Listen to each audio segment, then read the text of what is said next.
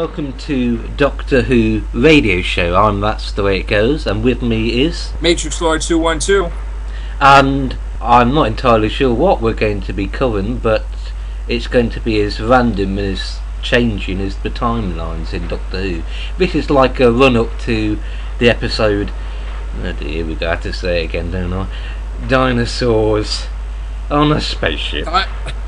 Dinosaurs on a spaceship. Yeah, I know, I can't wait to see that too. So basically, there's really been a suggestion in the last few seasons that time is changing. Although really, since you're a time traveller, logically every time you step outside your time capsule, whether it's H.G. Wells or Back to the Future or Doctor Who, you're already contaminating the timelines. Well, yeah, the Doctor basically says that the time is either in a state of flux where anything can happen, or there's a fixed point in time where that's not supposed to change. Yeah. But it turns out that that the timelines are dramatically changing, not in those divergences, but massive changes that will affect the whole entire universe. We see that since the very beginning in the 11th Hour. We see Han praying to Santa, thanking him for the fish, the dolls, and the pencils. Now, this has been a running thing with the fish for series, since 5, 6, 7. Always talk of the fish, and even in Series 5, they alluded to the fact that the Silence had hunted down the vampires in Venice that were fish people for some reason through, I think, another universe, and there's been always talk about fish. But what I'm going to first talk about is the timelines. You know, the first timeline we had Amelia growing up without her parents. Her parents had been sucked into the cracks and forgotten. But the only thing that made her remember that she has parents at all is something that was left behind, sort of like with the ring that she was getting married to Rory, like Amy. And what was left behind was the apple with the faces on it. So there was still something to protect that memory, protect them from coming back into existence as long as they're remembered. So we have that timeline where the Doctor meets Amelia and parents. Then we have a second timeline where after the events of the Pandorica, the universe is erased with the exception of the Earth, and the Earth is going to be erased too. And the only thing that exists in the universe is the Earth. There's no sun, there is nothing else. The Doctor being put into the Pandorica, everybody being erased from existence, the Daleks, the Cybermen, all the Alliance, and the TARDIS exploding, and it's basically keeping the Earth alive. But the Earth's going to be fading from existence too, thereby nothing exists. But we have Amelia and her aunt, and she's brought to the Pandora by a mysterious note that we find out later on from the Doctor. So we have that universe where Rory's a Roman centurion. For 2,000 years he's protecting Amy. We also have the third universe where the Doctor restores everything. He goes in the crack, and the universe exists without the Doctor, but Amy's parents come back into being. And of course he put that message in her head about the story of the blue box. Boom, then we have the fourth reality, which is basically the Doctor does exist, and they remember him, and Amy and Rory are married. Now, universe, and they're not exactly in order, but the next universe would be probably the universe where every single timeline and universe are merged because a fixed point in time has been broken, the Doctor survives, and time doesn't change. The time stays at 4:22 at 5:02 and whatever seconds. Yes, I see what you mean. Right, that basically gets restored, where the Doctor, that goes on to the next timeline where the Doctor does live, and everything's restored. But the thing that we didn't see yet is in the trailer, the Doctor says to River Song, "You changed the future." So that basically is another timeline. And I think what's going to happen is that with the newest timeline, which I think is number 7, the Doctor is going to lose Amy and Rory. They're going to die. And he's just, you see it. He's been getting angry and angry and angry. And he even said in Good Man Goes to War, he's like, "I'm angry." He's like, "That's never happened before." So this has happened where all these foes are coming at him, and he's getting really, really pissed off. And he's getting closer to his evil manifestation, the Valyard type entity. We've seen it in the Dream Lord and Amy's Choice. It's coming. It's not going to be prevented. The Silence are trying to stop everyone from asking the question, and doing so they hoped that he would die at Lake Silencio, which it didn't happen. But everybody still believes he's dead. So basically, the doctor's going to flip out, I believe, that Amy and Rory are going to die, and he's going to go and visit Amelia Pond when she was waiting for him outside. Now, this will definitely change the timeline, and I'll tell you, in a way, if you remember at the end of the 11th hour, not too many people are paying attention to it, but before he goes to return to visit Amy at night, when she has a wedding dress waiting for her for the next morning, you see a scene where Amelia is laying on her suitcase in the morning, and she hears the TARDIS sounds. She smiles, okay?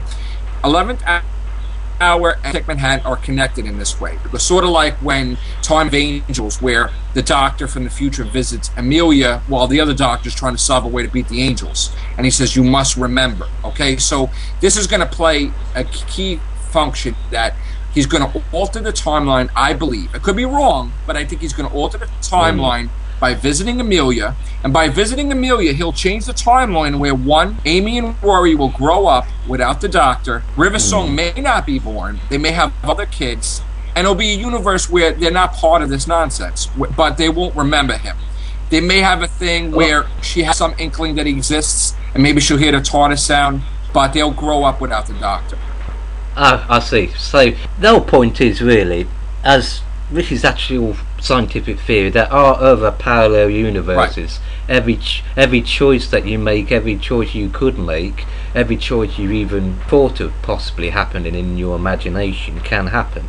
As the 10th Doctor said, Time Lords, being time sensitive, are able to perceive every single one of those. So to them, even things which never happen or nearly did happen, everything's happened. They can perceive every single pathway, if you like. But in this case, they're such an important part of the universe, Amy, Rory, and the Doctor. They affect the whole entire universe. So if these timelines are changed, even if they happen in alternative realities, they will have a devastating knock-on effect to the other ones. Right. See, this isn't like, if you remember the City of Death episode with the Fourth Doctor and Lana, there was a crack in time, but it was only a big enough crack local to Earth, not the universe. It was going to grow to the big because of the giant. Yes. I guess that's where Steven Moffat got the idea with the crack in time. But that was only a crack that was local to Earth. It would have grown and spread throughout the whole universe, but the Doctor fixed that real quick.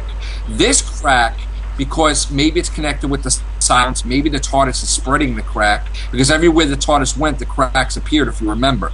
Now, we still don't know if the Cylons were inside the TARDIS. We don't know if the Dream Lord or Omega created these cracks to blow up the TARDIS in the first place. We do know that the Lodger had a TARDIS. It could have been that the Cylons were working for Omega and that they wanted to blow up the TARDIS so that way, one, maybe they can get a chunk of TARDIS to grow a TARDIS. Maybe that's what the larger TARDIS is. Or two, and also two, maybe they stowed away on the TARDIS to learn how to pilot it. Well, lots of different species and companions have managed to stow away, and Tom Baker did have this idea. He's mentioned it in interviews.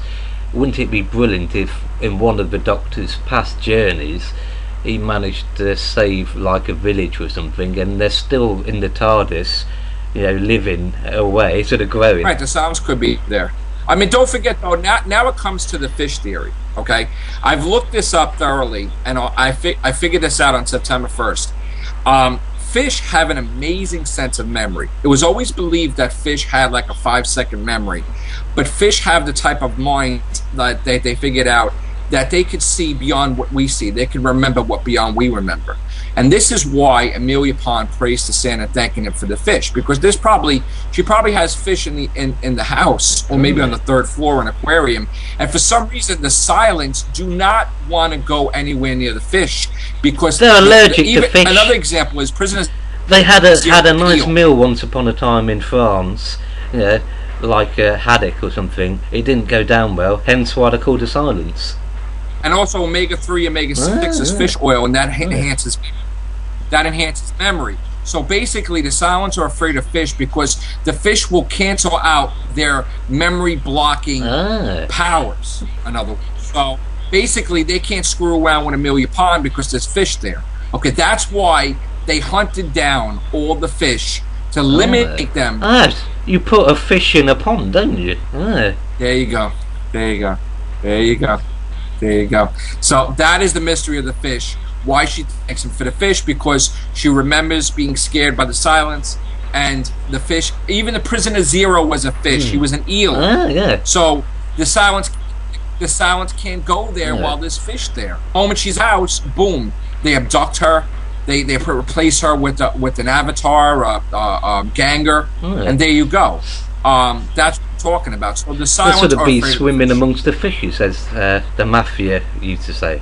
Right.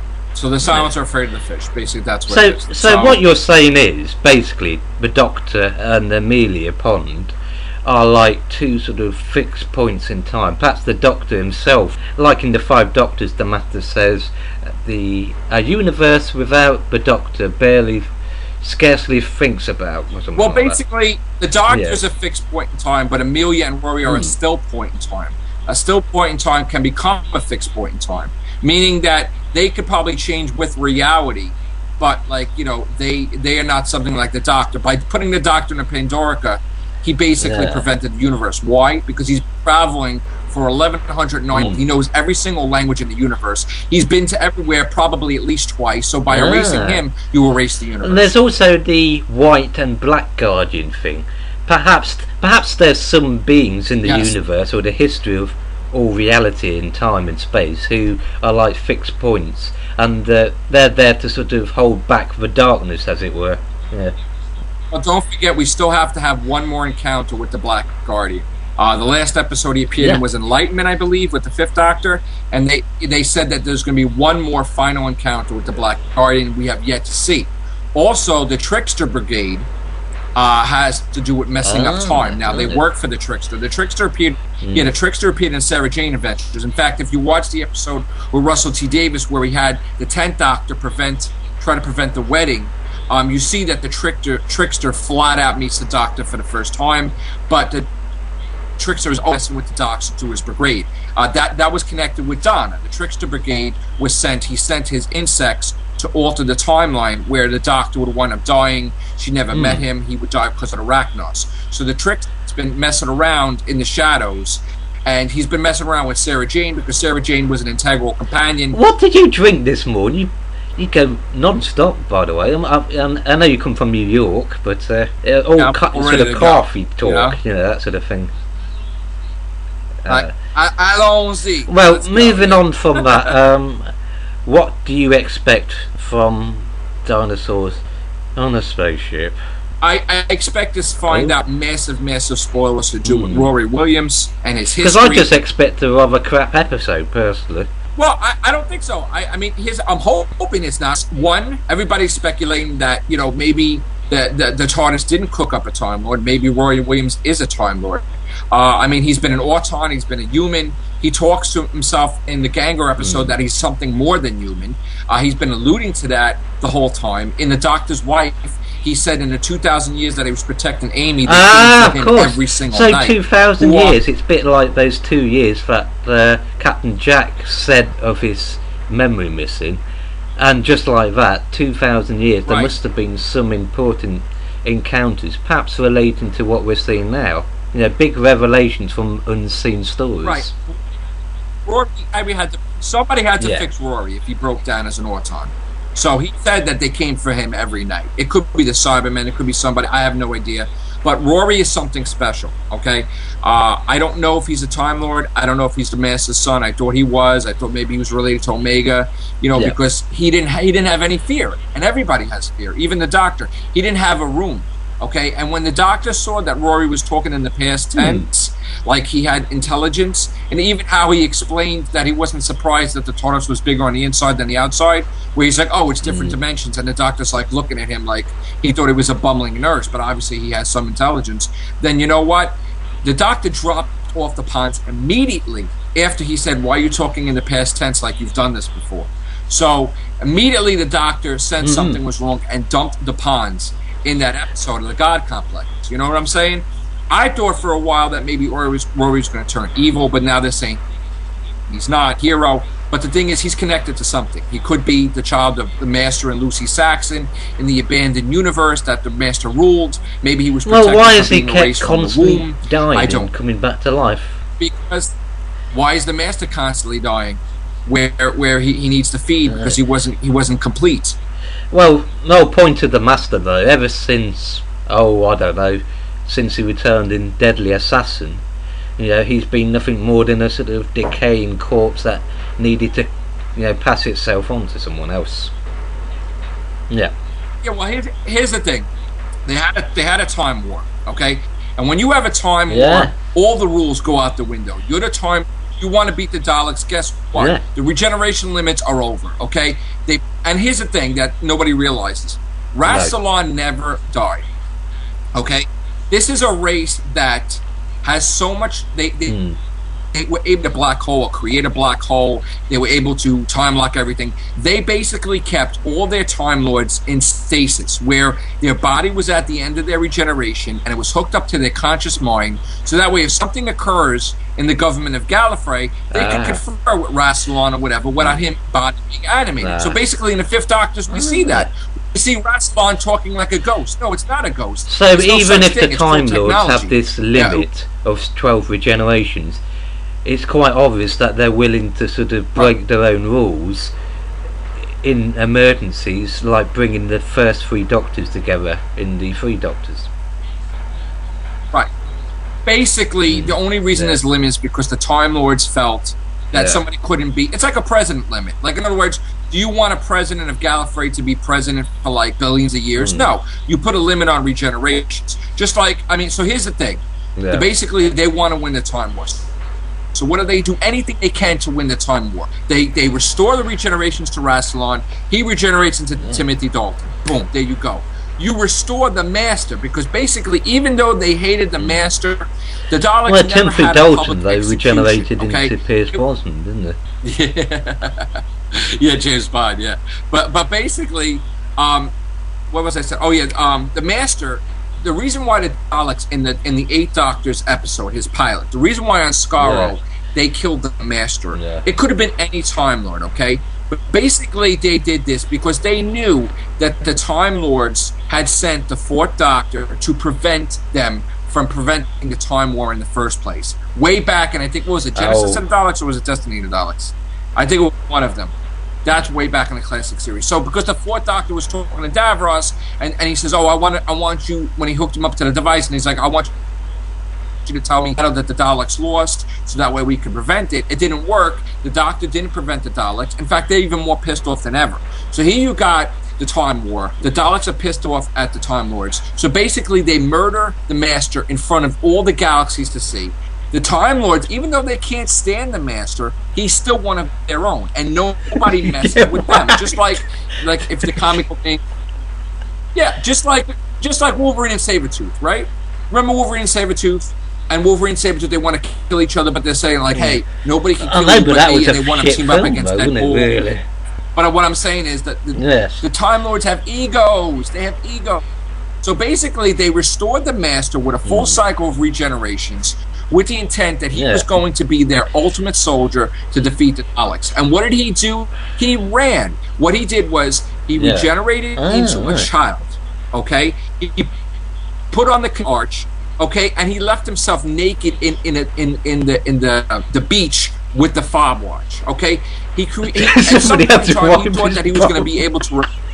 Well, here's the thing. But here's the thing. He didn't decay though. That whole thing was over because the Time Lords restored him. So he wasn't decaying because he grew up to be an old man, an old Professor Yana. Okay, so we went through a cycle. He was at the end of his regeneration, and he was a good guy. That was the whole. The funniest thing was he was a good guy. And the moment he remembered, boom, that was out.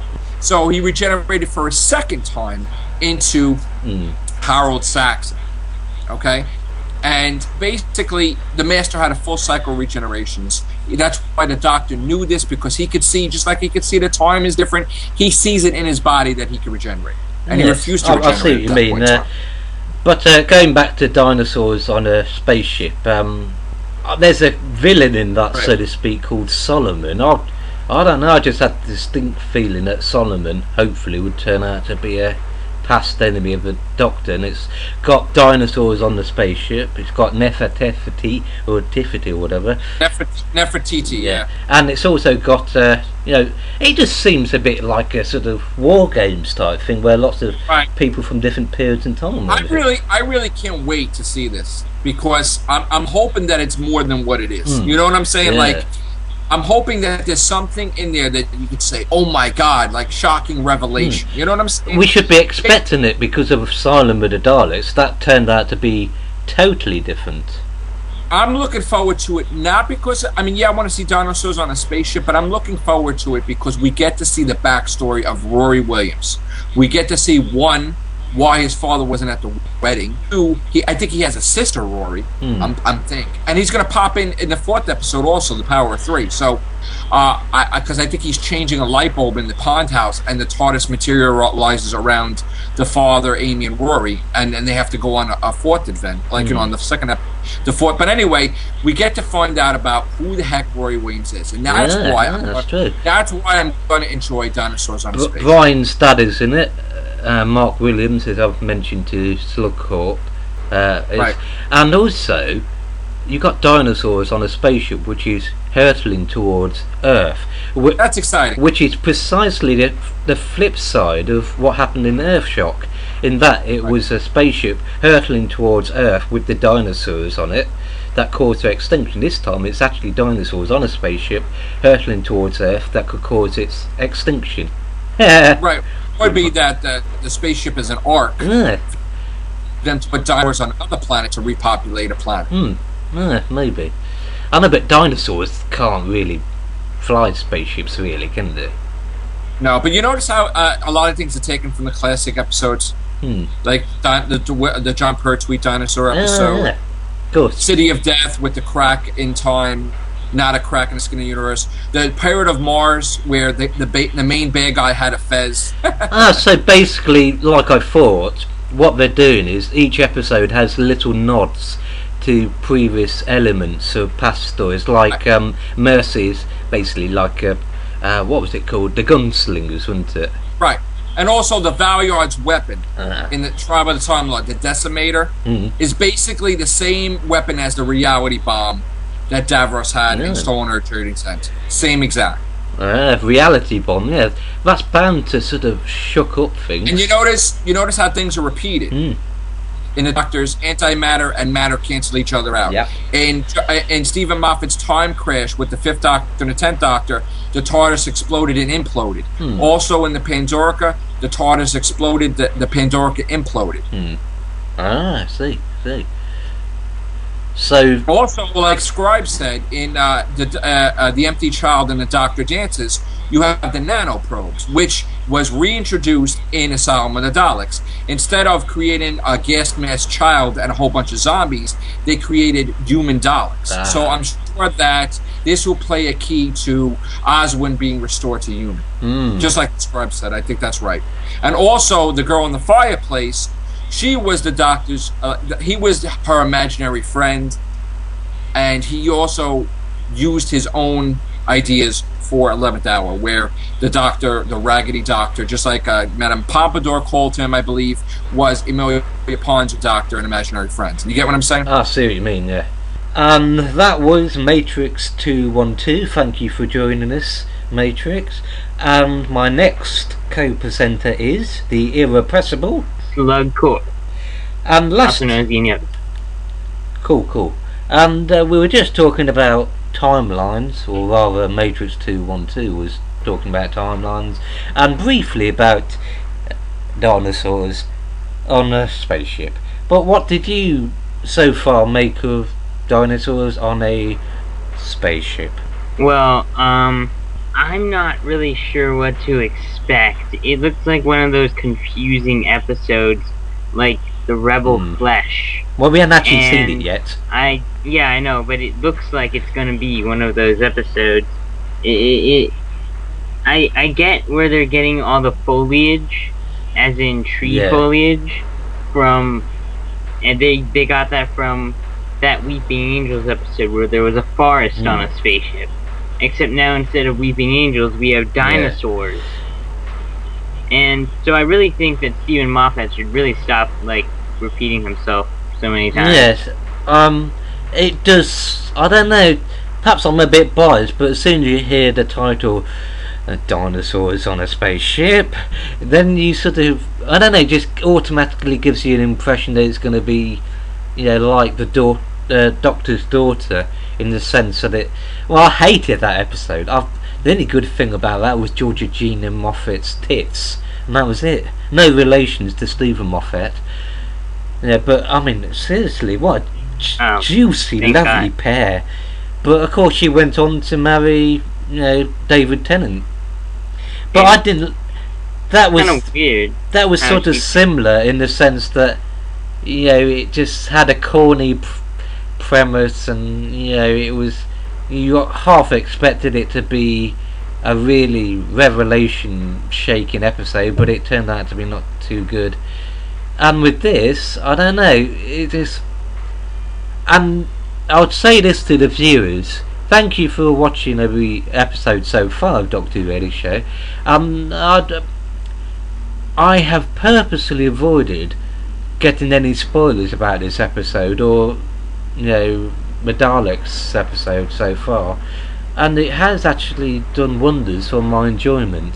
But I don't know, just get a distinct feeling this is going to be a bit of a letdown, really, like after the brilliant 2-part opener of last season, the absolute glorious production and storyline, and the mystery of how the Doctor was going to get out of being killed. This is going to be a bit of a, for one reason or another at least, a bit of a drop in quality. Well, I can't agree more with you, because so far we have no big mystery. With Season 5, it was the crack. With Season 6, it was the Doctor's death.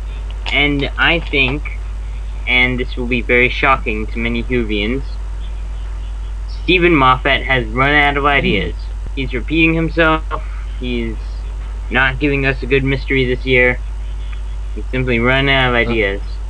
At least with Russell T Davies, we have that Rose thing going on with the entire 4 seasons. Continue.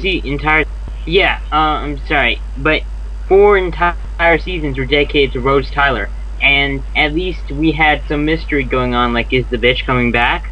And now all we have is dinosaurs on a spaceship. It's curious you should mention that, because I've thought about that. The new series seems to have borrowed from Buffy the Vampire Slayer and American TV shows, but curiously enough, it was around 1986 to 1989, the last few years of the classic series, that you started seeing, actual proper, seasons and stories designed to be interconnected in an overall actual storyline constantly throughout the season.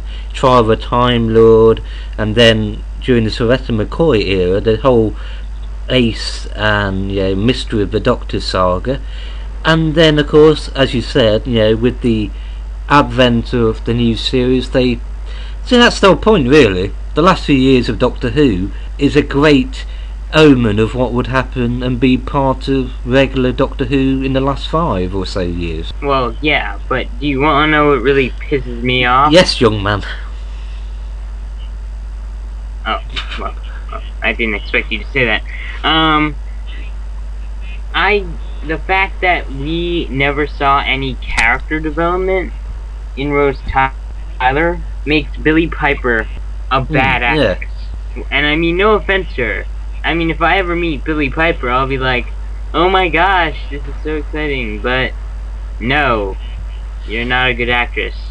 I just felt really the 80s were the era when, I'm guessing really, companions really needed to have a little bit more meat, if you like, something that actually defined their character behind and before the Doctor, which I personally feel started in one way or another at the start of Peter Davison's era. The whole thing of her wanting to be taken back to Heathrow, so bit by bit you had companions in the 80s, not so successful as Russell T Davies, having some sort of character, like, Nizza being a chemist, Adric being a mathematics genius, and of course, Melanie Bush being a computer expert. But the difference is, they didn't really emphasise it enough. It would have done Doctor Who one hell of a service. Instead of doing that, they went into some obsession with nostalgia, which really alienated viewers. If they'd done it a little bit earlier, perhaps people would have taken Doctor Who more serious. And they did do it with Ace. The fact that it was Fenric manipulating her arrival in Iceworld all along, that sort of thing. So, really, they sort of got to it a little bit too late, maybe. Yeah, well, guess what? No matter how quote-unquote meat the character has, it all comes down to the acting. And look at Elizabeth Sladen, okay? She was Sarah Jane Smith, and she was a journalist, and most people don't really like journalists because they pry into other people's business. However, she was such a good actress that she made this character stand out.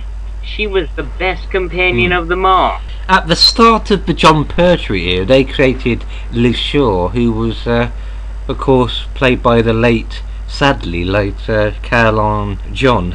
And they wanted to create Liz Shaw, who was going to be the Doctor's scientific equal, a feminist character. And they got rid of her at the end of the show and replaced her with a more sort of Doctor Who screaming girl, which was the good old Jo Grant. And then with Sarah Jane Smith, the great thing that made her wonderful was that she was there at the right time. Feminism was taking off in the mid 1970s, and she started off as a journalist.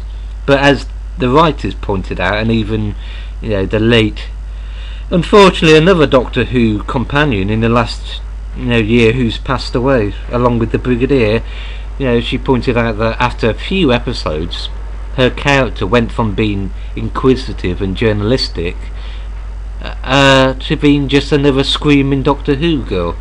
But the great thing is, like SlugCorp pointed out, it was her acting. Sometimes when actors are given crap or restrictive scripts, the one thing that saves their character is the fact that the actors, by sheer skill and will of wanting it to be above mediocre, can produce a performance that quite literally lifts it up. I.e. Colin Baker, even though his time as the Doctor, really, he got some awful scripts. I mean, seriously, they never. The reason the Sixth Doctor went back and forth character-wise was because they never really allowed him to be the Doctor. That's what's made the Doctor always succeed, is that they wrote the scripts based on their suggestions. Anyway, you go on, SlugCorp. Well, picking up on your... Wait, do I have permission to rant? Yeah, sure. Okay, well, picking up on your, Sarah Jane Smith thing, it wasn't just the fact that feminism was taking off. And personally, and I might get off a bit off topic here, but if Sarah Jane Smith were alive today, sadly she isn't, I mean, it's a tragedy, but if she were alive today, she would have been so offended by the fact that feminism is not taken seriously. There was a woman in the United States who had her husband, her husband asked for a divorce, and so she chops his penis off. And she stuffed it in a garbage disposal. Now, I mentioned this earlier in one of my other videos. Oh yeah, Wayne Bobbitt. Yeah, and she cut it off and chucked it into a field, and the police had to go around looking for his dissembled member. Yeah, well, anyway, you remember the important thing is, I'm still ranting, I'm sorry. This is why we can't take feminism seriously. Because every time a woman does something irresponsible, feminism is empowered a bit. And that's why most men don't take feminism seriously, and most women don't take feminism seriously. And I think that we should drop the concept of feminism altogether, because it's just tearing us all apart. Yeah. In the present tense, feminism is kind of out of date with the modern world, but in Doctor Who terms in the 70s, it really was taking off, and it was needed, because there was always that accusation that, unfairly I feel, because if you think about it, there's been more female companions of the Doctor than male ones, so you could argue that it was more fair to, well, you know what I mean. So it was Doctor Who needed to sort of grow up and develop, really, in terms of the way it treated companions, in terms of drama, and also special effects. Well, I also think it's just to add, like, romance to the entire Doctor Who thing. You know what I mean? Like, you got that romantic tension with Martha Jones. Ooh, and Martha Jones, oh blimey. And yes. And then there was Billie Piper, and Catherine Tate didn't really flirt with the Doctor, did she? No, Noble was more irritated by the Doctor. I mean, she first met him in The Runaway Bride, and then returned, 2 years later, and she was quite simply almost an anti-Doctor companion. In the sense of Tegan Jovanka was, she wouldn't, she was exactly like Tegan. She wouldn't take any rubbish from the Doctor, and just like Tegan, she wanted to go home. She didn't want to travel the universe at all. No, she didn't, but she enjoyed it.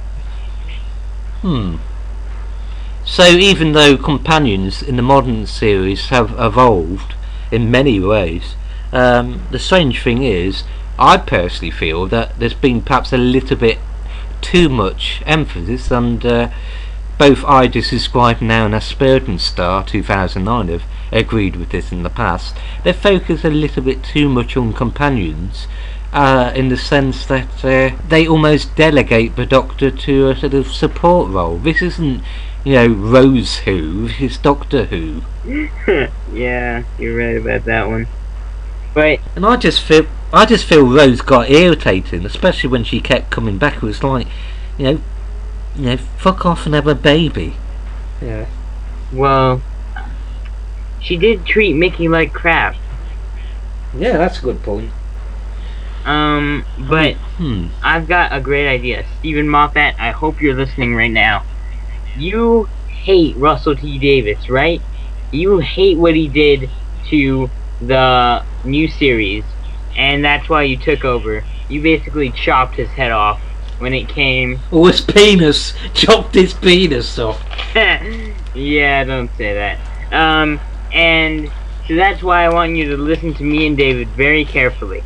Penis! No, seriously, man. No, oh, I get it. Chopped his head off. Yeah, we could say that, I suppose. Yeah, that's disgusting. Anyway, so I hope you're listening to us very carefully, because in order to piss Russell T Davies off, you have to make Rose. You gotta incorporate her slowly back into the series, and then it turns out she's Omega. Or you could just have the Doctor say, "Piss off, Rose," and then he slams the TARDIS door in her face and flies away. I mean, something like that. Something that would really get him going. Yeah.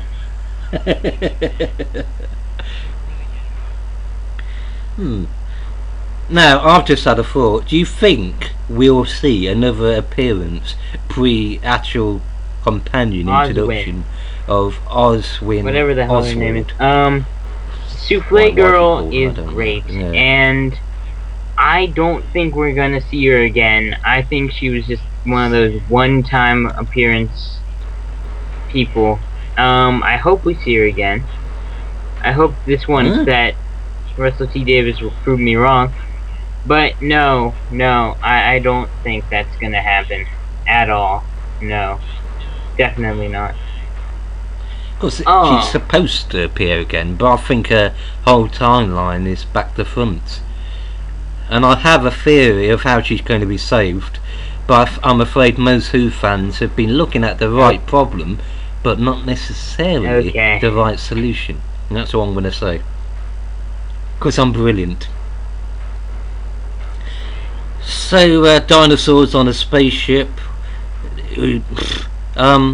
There's supposed to be an appearance, allegedly, of the Silurians, hence the dinosaur connection. And there's robots on it as well. Do you think it's going to have any big, surprises at all? I know I've already said that, but who knows? Besides the fact that the robots will actually be nice and say, "We're very cross with you." I think that Amy and Rory will have more relationship problems. That's. Ah, yes. Oh, yeah. Because it was going right downhill, wasn't it, at the start of Asylum of the Daleks? Yeah, but then they made up. But they're still going to have some issues, These things don't stop overnight. Yeah. And because of the events at Demon's Run, she can't have children. That's the main quest of the whole divorce, wasn't it? Well, she can, but she doesn't want to. No, she said I can't have children. It's because what she had done to her. What? She got. Yeah, that's what. Oh my gosh! I thought she was saying I can't have children because I'm afraid that someone's gonna take them away from me. No, they've probably presumably tried to have children, they couldn't, because. As you remember, the only reason Melody Pond was created was due to the fact that Amy Pond had been travelling in the TARDIS, affected by the time vortex energy given off by the TARDIS. Hence, why Melody Pond was part human, part Time Lord, i.e., her ability to regenerate. So that's bound to be a guilty factor on the Doctor, because she will never be able to have children with Rory. That is awful. Oh my! It is awful, isn't it? That completely blew over me. I did not notice that whatsoever. But now that you do tell me this, yes, they are still gonna have relationship problems. Rory is going to try to get Amy pregnant in front of his dad, which I hope will. What else? You remember that episode called Father's Day from season? Ah, yes, yeah. I think that the Reapers will take forms of pterodactyls on the spaceship, and they will try to eat the Doctor, and there will be several close calls. And that's all I can give you, because the first episode of this new series took me aback so much. I thought it was going to be awful. You saw my review on it, right? Oh, yeah. So, I'm completely surprised. Yeah, I don't know what to expect. We can't really figure out what to say about dinosaurs on a spaceship, because I think the producers are purposely making it difficult to guess what's going to happen, even with spoilers, which I think really, when you avoid spoilers, you enjoy these episodes better. And like I was saying to Matrix, it's like each story has elements to remind you, past Doctor Who stories. Dinosaurs on a spaceship, invasion of the dinosaurs from the Pertwee years, a town called Mercy, which is harking back to William Hartnell's, the gunfighters, and other stories. Angels in bugger it and fuck you on. And Angels Take Manhattan, you could say, is going back to the chase when they ended up on Empire State Building. And also, of course, that's precisely where one of the last Dalek stories, Evolution of the Daleks, was set. Isn't it the Daleks Take Manhattan or something? Yeah, it's set in New York or something, yeah. And have you noticed how a lot of episodes are set in an American setting? Yes, it's clever marketing for us. Because when I first saw Doctor Who, it was with Christopher Eccleston the empty child. Yes, that was such a creepy episode. And then the next time I saw it, I saw Victory of the Daleks, and I thought, this show was weird, I should watch it more. So, yeah, that's what really got me into Doctor Who. I don't know why I'm saying this. However, I wish that the doctors, the writers, would have the Doctor get even weirder. And that's the whole point of Doctor Who. Yeah. Since the very beginning, one episode can be set in, the world of the Daleks, the next can be set on a spaceship with dinosaurs, the next can be set in a period of human history. Next episode can be set, well, anywhere really. I mean, that's the amazing thing. By that very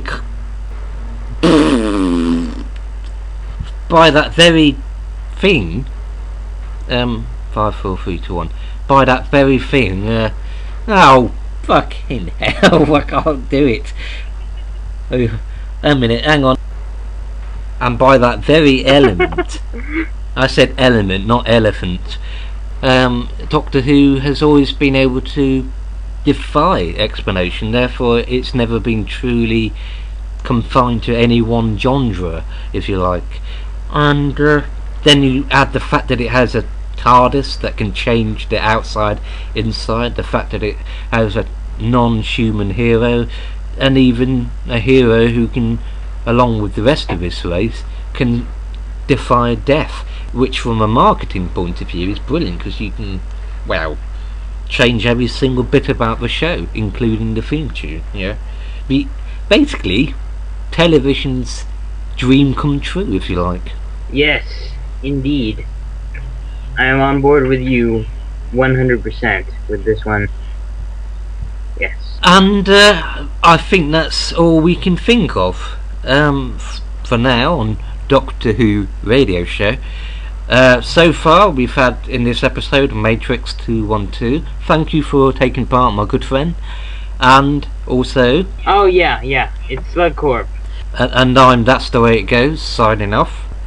Until next time, we'll see you, whoever I'm presenting this with, for a review of, Dinosaurs on a Spaceship. Will it turn out to be a sack of shit, or will it turn out to be, just like Asylum of Daleks, a rather nice, well-cooked souffle? I knew you were going to say that. Thank you all. Thank you so much for watching.